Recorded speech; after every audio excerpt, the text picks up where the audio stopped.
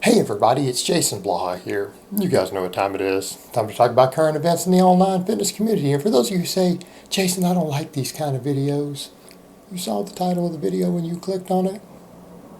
But for those of you who do enjoy and like these type of videos, if you would click the like down below to offset those three guys running that dislike bot, it would be greatly appreciated.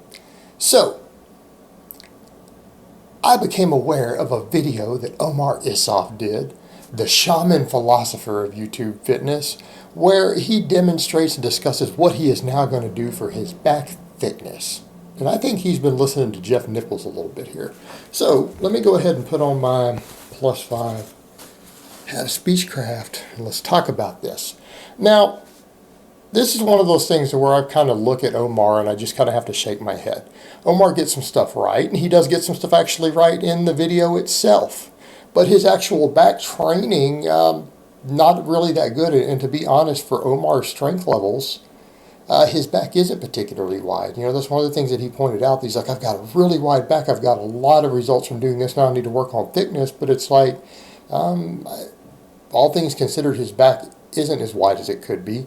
And a lot of it has to do with the way he does his pull-ups and stuff. And he's making the same mistakes with his rowing.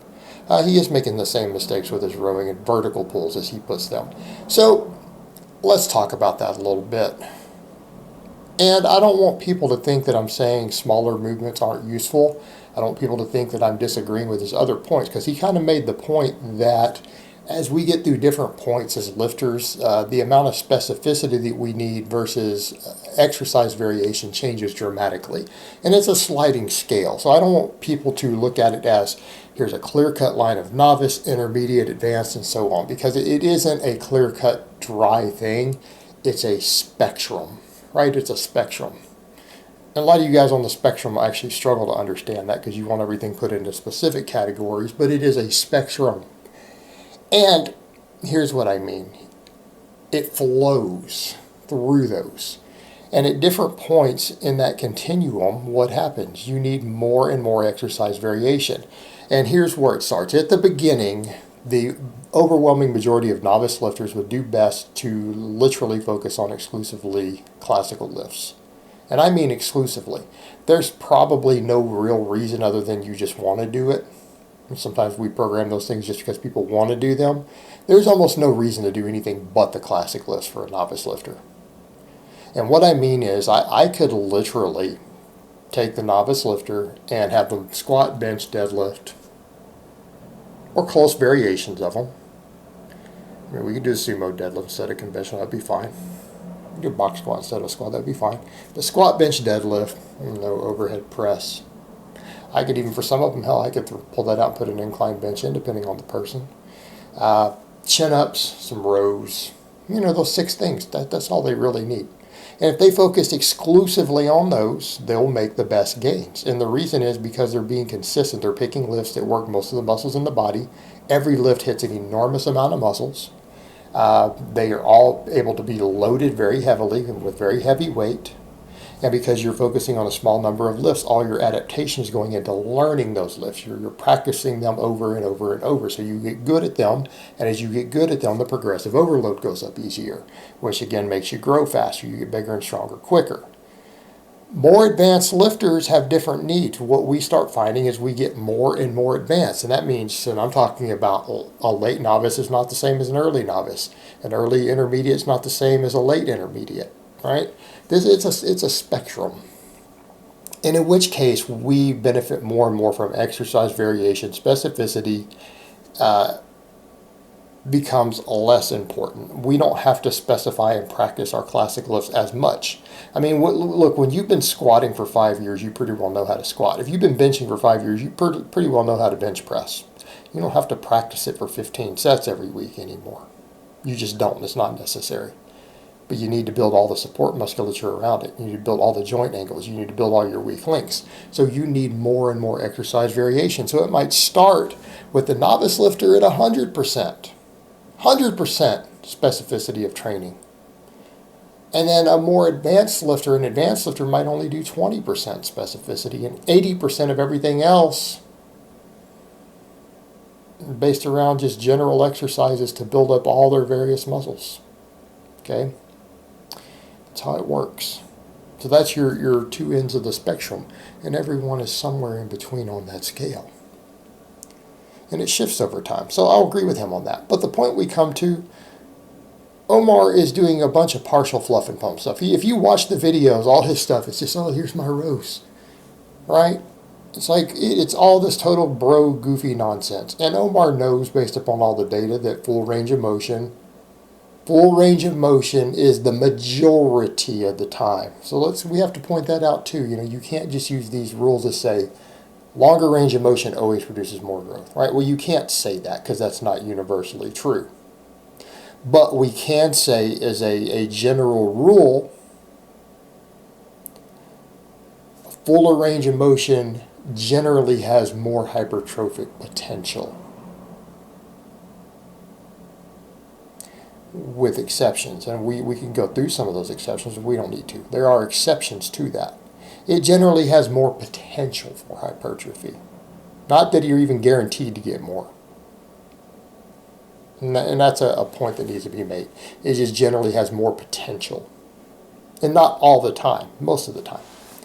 So, we could look at it that way. So, Omar's just doing a bunch of pump exercises. And look, I'm not even saying that cables and machines don't have their place for your extra volume in your training. Especially for an advanced lifter. They can have their place, absolutely. They can play a role. Because it's about tension at the end of the day. It is about tension you're putting on the muscles. But everything Omar does, he doesn't ever stretch out. Right? So all his rows, well, they're not a full range of motion row. He's not getting the stretch. Well, he does the same thing on his pull-ups. You watch all his sets of pull-ups. If he does 10 pull-ups, he only does the full range of motion at the bottom with like 2 to 3 out of the set of 10. Everything else is a partial. He doesn't really work his lats. So therefore, Omar might be able to do a pretty heavy amount of weight on some weighted pull-ups, but he doesn't usually do the full range of motion. Therefore, he doesn't get the back width that he could have. Omar could have a wider back. So he's saying, my back width has come along great. Well, he's probably a lot wider, but he's not anywhere near his potential for his frame. If he actually did the full range of motion, he would probably over time get an even wider back. And we come over to the point he's talking about back thickness, and it's like, well, I don't know that the way you're doing your stuff is going to increase your thickness, because he's doing a lot of his vertical pulls is more of that hybrid style of everything, his elbows tucked in, but he's still doing partials. It's not like he's coming all the way and then squeezing, or even, you know, to have some maximum force. What I'm doing to build my upper back thickness and all of that, you guys see what I'm doing with the chest supported rows. People are like, but you're hitting the thing. Yes, yeah, but it's hitting it. Because that's what I have to do, and it's putting a lot of force when it hits that pad against the bottom of my bench. You guys who watch it know what I'm talking about. That is a little bit different, and it is hitting that retraction. And I'm thinking of getting a buffalo bar for a couple of reasons, and for several different lifts, and that would actually let me do that even more so. Get a little bit more range of motion, right? Because I could stand to have it. Sometimes we need specialized equipment to work with what we're doing. So in my case, I'm leaning in that direction. I'm thinking of getting a buffalo bar, just for that purpose. Well, and my speed benching and things like that. But he's shortchanging the range of motion there, and he's shortchanging the range of motion on the other end. So he's not going to be getting it perfectly. And what I would say is that just what I'm watching with the exercises he's doing already, not going to get the desired result. The fact with what Omar deadlifts, his back thickness should be pretty much on point. The fact that it's not maybe is indicative that there's some flawed methodology in his training.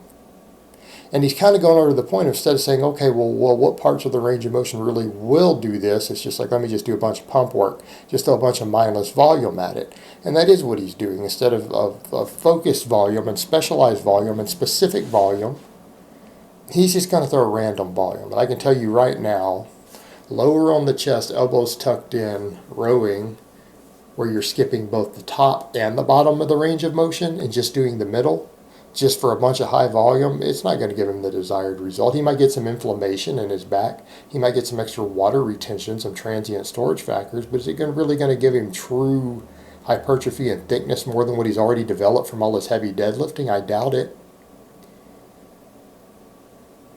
He should probably be working on a full range of motion, to where maybe he's up a little higher and rowing higher. Again, if you want that thickness, because when we talk about back thickness, what are we talking about?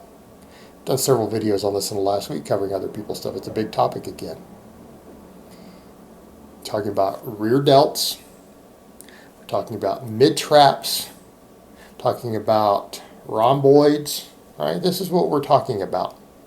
Not really about lats anymore, because your lats are going to, anything that makes your back wider is going to make it thicker proportionate with the lat. Your lat isn't going to grow in a different ratio. So any other thickness, we're talking about all that stuff through the middle and the sides. We're talking about the lats. We're talking about traps, rhomboids, rear delts. Well, the way he's even rowing with the range of motion and the bar path isn't really even ideal for those. He's just kind of doing a hybrid type, which is fine. It would give overall good back development. But he's also doing partials with it. And he's not even doing partials in a way that's going to really even focus on what he wants to focus on.